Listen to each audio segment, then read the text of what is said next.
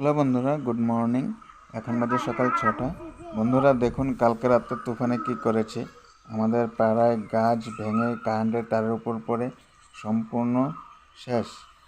তার যেখানে সেখানে পড়ে আছে। এই দেখুন সুপারি গাছ কীভাবে মুচড়ে গিয়ে তারের উপরে পড়েছে।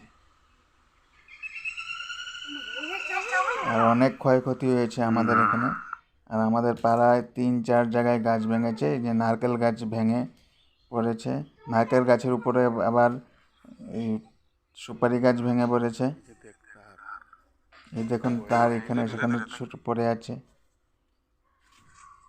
অনেক ক্ষতি হয়েছে বন্ধুরা, জানি না কারেন্ট কবে দিবে। আর আমাদের সেন্টারে অনেক ক্ষতি হয়েছে।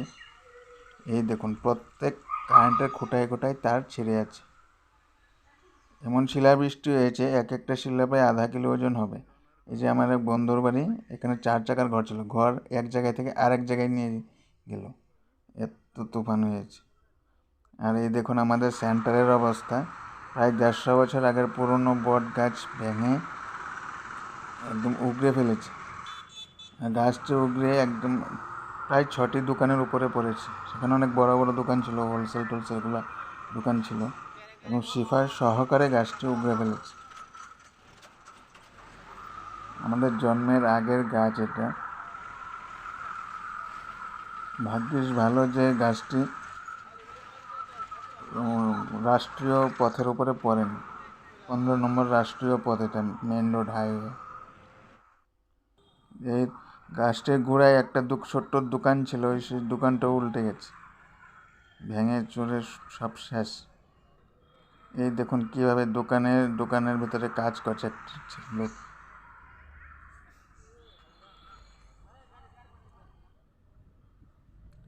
অনেক ক্ষতি সাধন হয়েছে।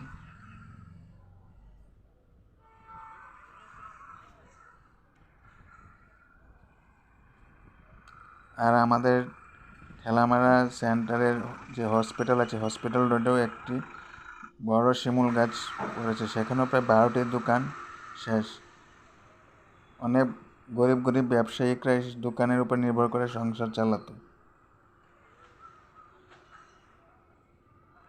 দেখুন বন্ধুরা কীভাবে গাছটি পড়েছে।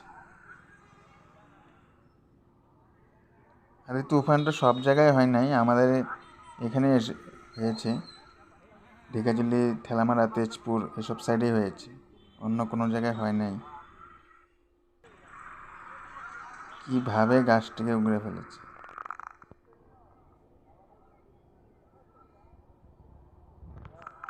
ভাগ্যিস বলে যে কোনো লোকের কোনো ক্ষয়ক্ষতি হয় নাই।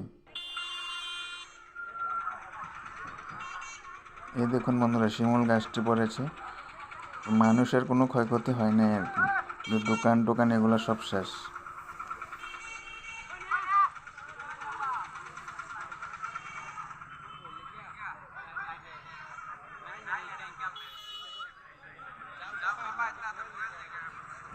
বন্ধুরা আমাদের এখানে তো ক্ষয়ক্ষতি এমন হলো, আপনাদের এখানে যদি ক্ষয়ক্ষতি হয়েছে কমেন্টে জানাবেন।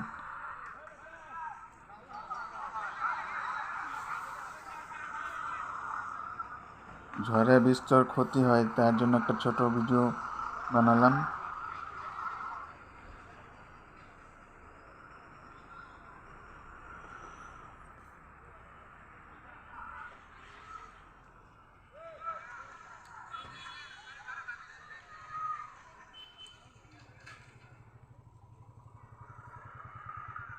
বন্ধুরা তুফানে যে ক্ষয়ক্ষতি হলো আমাদের এখানে, সেখানে একটা ছোট্ট ভিডিও আপনাদের সামনে তুলে ধরলাম।